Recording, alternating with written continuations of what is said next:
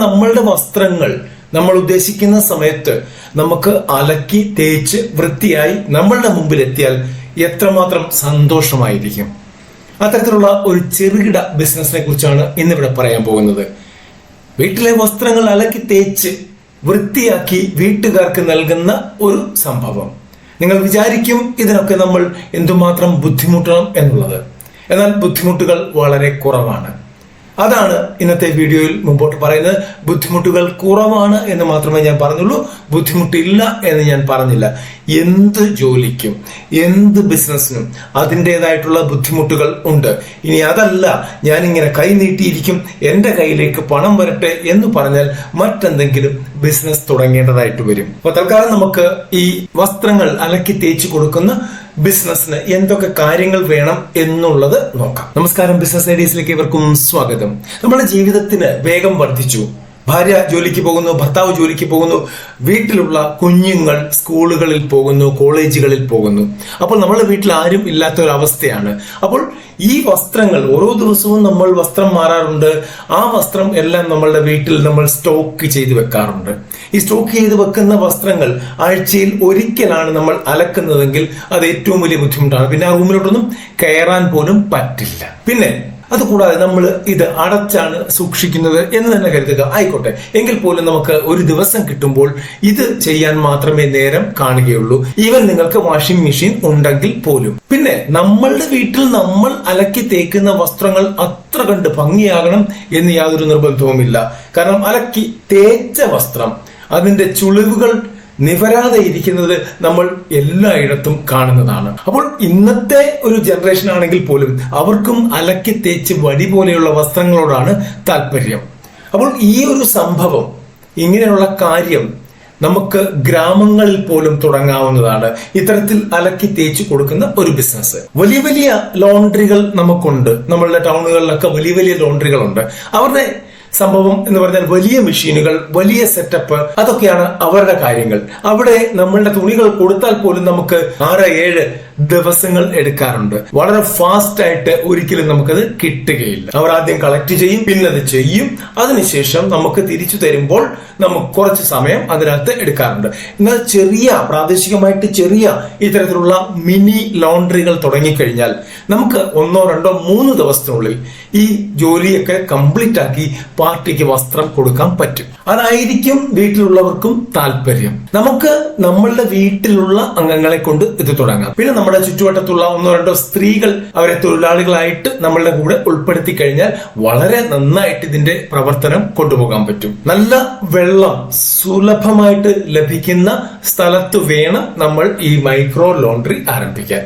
വെള്ളമാണ് ഇതിന്റെ main ingredient. ഇതിനകത്ത് വലിയ കെമിക്കലുകൾ ഒന്നും ഉപയോഗിക്കാത്തതുകൊണ്ട് പരിസ്ഥിതി മലിനീകരണം ഒന്നും ഉണ്ടാകുന്നില്ല. ഇവിടെ നമുക്ക് വേണ്ടത് ഒന്നുകിൽ സോപ്പ് പൊടി, ഇല്ലെങ്കിൽ ലിക്വിഡ് ആയിട്ടുള്ള ഡിറ്റർജന്റ്. ഈ 2 സാധനമാണ് നമ്മൾ ഇതിനു വേണ്ടി ഉപയോഗിക്കുന്നത്. സാധാരണ വീട്ടിൽ അലക്കുന്നത് പോലെ തന്നെ. നമുക്ക് ഇങ്ങനെ ഒരു ലോണ്ടറി തുടങ്ങിയാൽ എങ്ങനെ നമ്മളുടെ ലോണ്ടറിയിലേക്ക് ആളുകൾ എത്തും എന്ന് ഒന്ന് നോക്കാം. നമുക്ക് ചെറിയ രീതിയിൽ ഗ്രാമപ്രദേശങ്ങളാകട്ടെ, ചെറിയ ടൗൺഷിപ്പിലാകട്ടെ, ഇങ്ങനെ തുടങ്ങിക്കഴിഞ്ഞാൽ നമുക്ക് ഈ സംഭവം നമ്മൾ ചെറിയ ചെറിയ പരസ്യങ്ങളിലൂടെ നാട്ടുകാരിലേക്ക് എത്തിക്കാൻ പറ്റും. ഇപ്പോൾ സോഷ്യൽ മീഡിയ ഒക്കെ സജീവമായതുകൊണ്ട് വളരെ പെട്ടെന്ന് ഇത് എത്തിക്കാൻ പറ്റും. അതായിരിക്കും നിങ്ങൾക്ക് നല്ലത്. കാരണം അവിടെ ഒരു എക്സ്പെൻസ് ആവശ്യമായിട്ട് വരുന്നില്ല. നിങ്ങൾ സാധാരണഗതിയിൽ പണ്ട് ചെയ്തിരുന്ന പോലെ നോട്ടീസൊക്കെ അടിച്ച് പത്രത്തിന്റെ കൂടെ ഒക്കെ കൊടുക്കുന്ന ഒരു അവസ്ഥയാണെങ്കിൽ ഈ പത്രക്കാർ പകുതിയിൽ കൂടുതൽ നോട്ടീസ് കീറിക്കളയാണ് ചെയ്യുന്നത് സാധാരണഗതിയിൽ. എല്ലാവരും എന്ന് ഞാൻ പറയുന്നില്ല. കൂടാതെ ഒരു പത്രത്തിൽ തന്നെ 5-6 നോട്ടീസ് വെച്ച് കൊടുക്കും. അതായത് നിങ്ങൾ ഒരു 10,000 നോട്ടീസ് കൊടുത്താൽ ഒരു 2,000 വീട്ടിലെങ്കിലും എത്തിയാൽ ഭാഗ്യം. 2, ഈ നോട്ടീസ് കയ്യിൽ കിട്ടുന്ന വ്യക്തികൾ അത് വായിക്കണമെന്ന് യാതൊരു നിർബന്ധവുമില്ല, ഇൻക്ലൂഡിങ് മീ. രാവിലെ എനിക്ക് പത്രത്തിൽ നോട്ടീസ് കിട്ടിക്കഴിഞ്ഞാൽ ഞാനത് പത്രത്തിൽ നിന്ന് തന്നെ കുടഞ്ഞ് കളയുകയാണ് ചെയ്യുന്നത്. ഞാൻ വായിക്കാറില്ല. അതെനിക്ക് പറയുന്നതിൽ യാതൊരു ബുദ്ധിമുട്ടുമില്ല, ഞാൻ വായിക്കാറില്ല. അപ്പോൾ അങ്ങനെയുള്ള ആളുകൾ നിരവധിയുണ്ട്. അപ്പൊ നമ്മൾ ആ നോട്ടീസ് അടിക്കാൻ കൊടുത്ത പൈസ, പിന്നെ പത്രക്കാരന് അതിലും വലിയ പൈസ കൊടുത്തെങ്കിൽ മാത്രമേ അവരത് കയറ്റിവിടുകയുള്ളൂ. അത് ഇല്ലീഗൽ ആണെങ്കിൽ കൂടെ. അപ്പോൾ ഇവിടെ നമ്മൾ സ്റ്റാർട്ട് ചെയ്യുമ്പോൾ നമുക്കൊരു 10-15 കസ്റ്റമേഴ്സ് ഉണ്ടെങ്കിൽ നന്നായിട്ട് മുമ്പോട്ട് പോകാൻ പറ്റും.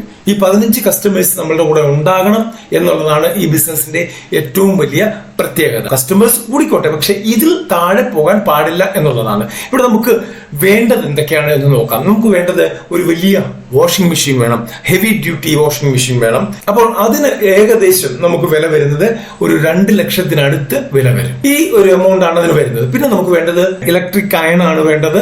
അപ്പോൾ അത് തേപ്പ് പെട്ടി, അതിനും ഏകദേശം നമുക്കൊരു 10-15,000 രൂപ വരെ പിടിക്കാം. കാരണം ഒരെണ്ണം കൊണ്ട് തീരത്തില്ല, 2-3 എണ്ണം ഒക്കെ വേണ്ടി വരും. പിന്നെ നമുക്ക് അത് കൂടാതുള്ള മിസലേനിയസ് ആയ കുറെ എക്സ്പെൻസസും കാര്യങ്ങളും ഒക്കെ വരും. അപ്പോൾ ആകെ നമുക്കൊരു 2.5 ലക്ഷം രൂപയുണ്ടെങ്കിൽ ഇത് നമ്മളുടെ വീട്ടിൽ തന്നെ പറ്റുമെങ്കിൽ തുടങ്ങാവുന്നതാണ്. അപ്പൊ നമുക്ക് പിന്നെ വേണ്ടത് നമ്മളുടെ വർക്കിംഗ് ക്യാപിറ്റലാണ്. കുറച്ച് പൈസ നമ്മൾ എപ്പോഴും സ്റ്റോക്ക് ചെയ്ത് വെച്ചിരിക്കണം. നമുക്ക് ഈ തുണികൾ കളക്ട് ചെയ്യണം, ഇത് അലക്കണം, തേക്കണം, തിരിച്ചു കൊടുക്കണം, അങ്ങനെ കുറെ കാര്യങ്ങളുണ്ട്. അപ്പൊ നമുക്ക് ഒരു ദിവസം ഒരു 100 വസ്ത്രം അലക്കാൻ പറ്റിയാൽ, അല്ലെങ്കിൽ അലക്കി കൊടുക്കാൻ പറ്റുന്നുണ്ടെങ്കിൽ ഏറ്റവും കുറഞ്ഞത്, ഇന്നിപ്പോ വസ്ത്രങ്ങളുടെ ഈ റേറ്റ്, ലോണ്ടറി റേറ്റ് വളരെ കൂടുതലാണ്. 50 രൂപയ്ക്ക് മുകളിലൊക്കെയാണ് ചാർജ് ചെയ്യുന്നത്.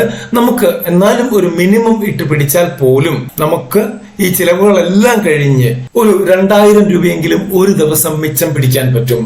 പിന്നെ നമുക്ക് ഇതെന്താ ചെയ്യേണ്ടതെന്ന് നോക്കാം. ഈ വസ്ത്രങ്ങളെല്ലാം നമ്മൾ തരം തിരിച്ച് ടാഗ് ചെയ്ത് ലിക്വിഡ് സോപ്പിലാണ് മുക്കി വെക്കുന്നത്. ഇത്ര സമയം എന്ന് നമുക്ക് ഫിക്സ് ചെയ്യാം. അതിനുശേഷം ഹെവി ഡ്യൂട്ടി വാഷിംഗ് മെഷീനിലിട്ട് അലക്കിയെടുക്കും. പിന്നെ അത് സ്പിന്നറിൽ ലോഡ് ചെയ്യും. സ്പിന്നറിൽ ലോഡ് ചെയ്തതിനു ശേഷം അത് നമ്മൾ റെഡിയാക്കി എടുക്കും, സ്പിൻ ചെയ്തെടുക്കും. ഇതിനകത്ത് തന്നെ നമുക്ക് എന്താ പറയുന്നത്, സ്റ്റാർച്ച് മുക്കേണ്ട തുണികൾ കാണും, അല്ലാത്ത തുണികൾ കാണും. അതൊക്കെ എങ്ങനെയാണെന്ന് വെച്ച് കഴിഞ്ഞാൽ അതൊക്കെ മുക്കിയെടുക്കണം. കനമുള്ള തേപ്പൊട്ടിയാണ് ഇതിന് ഉപയോഗിക്കുന്നത്. വളരെ കട്ടികൂടിയ തേപ്പൊട്ടികളാണ് ഇതിന് ഉപയോഗിക്കുന്നത്.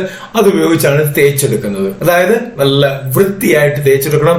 വൃത്തിയായിട്ട് നമ്മൾ ഇത് തിരികെ കൊടുക്കുകയും വേണം.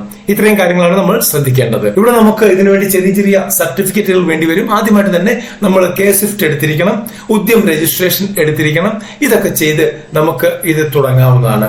ഇത് നമ്മൾ തുടങ്ങുമ്പോൾ ആദ്യം തന്നെ നമ്മൾ വ്യവസായ വകുപ്പിൽ അറിയിക്കണം. അവിടെ നിന്ന് നിങ്ങൾക്ക് യന്ത്രങ്ങളെ കുറിച്ചുള്ള ഡീറ്റെയിലും കിട്ടും, സബ്സിഡികളെ കുറിച്ചുള്ള ഡീറ്റെയിലും കിട്ടും. സബ്സിഡി ഉണ്ട്, കിട്ടും. അപ്പോൾ അങ്ങനെയുള്ള കാര്യങ്ങൾ, കൂടാതെ ലൈസൻസുകൾ എന്തെങ്കിലും പോരാതെ ഉണ്ടെങ്കിൽ അതുമൊക്കെ അവർ കൃത്യമായിട്ട് പറഞ്ഞു തരും. ഇവിടെ കഴിഞ്ഞ ദിവസം ഒരാൾ ചോദിക്കുകയുണ്ടായി, വ്യവസായ വകുപ്പ് എവിടാണ് സാറേ എന്ന് ചോദിക്കുകയുണ്ടായി. എനിക്ക് സത്യം പറഞ്ഞാൽ സങ്കടമാണ് തോന്നിയത്. കേരളത്തിൽ ബിസിനസ് ചെയ്യാൻ ആഗ്രഹിക്കുന്ന, അല്ലെങ്കിൽ ബിസിനസ് ചെയ്യുന്ന ഒരു വ്യക്തി ചോദിക്കുന്ന ചോദ്യമാണ് ഈ വ്യവസായ വകുപ്പ് എവിടെയാണ് എന്ന്. ഓരോ ജില്ലയിലും വ്യവസായ വകുപ്പിന്റെ ഓഫീസുണ്ട്. കൂടാതെ ഓരോ താലൂക്കിലും അവർക്ക് സബ് ഓഫീസുകളുണ്ട്. ഒന്ന് അന്വേഷിച്ചാൽ മതി. നിങ്ങൾ ഏത് ജില്ലക്കാരനാണോ നിങ്ങൾക്കത് മനസ്സിലാകുന്നില്ലെങ്കിൽ നിങ്ങൾ നേരെ കളക്ടറേറ്റിൽ ചെല്ലുക. അവിടെ ചെന്ന് എൻക്വയറിയിൽ ചോദിക്കുക, സാറേ വ്യവസായ വകുപ്പ് DIC ഡിസ്ട്രിക്ട് ഇൻഡസ്ട്രി സെന്ററിന്റെ ഓഫീസ് എവിടെയാണ് എന്ന് ചോദിക്കുക. അവർ പറഞ്ഞു തരും.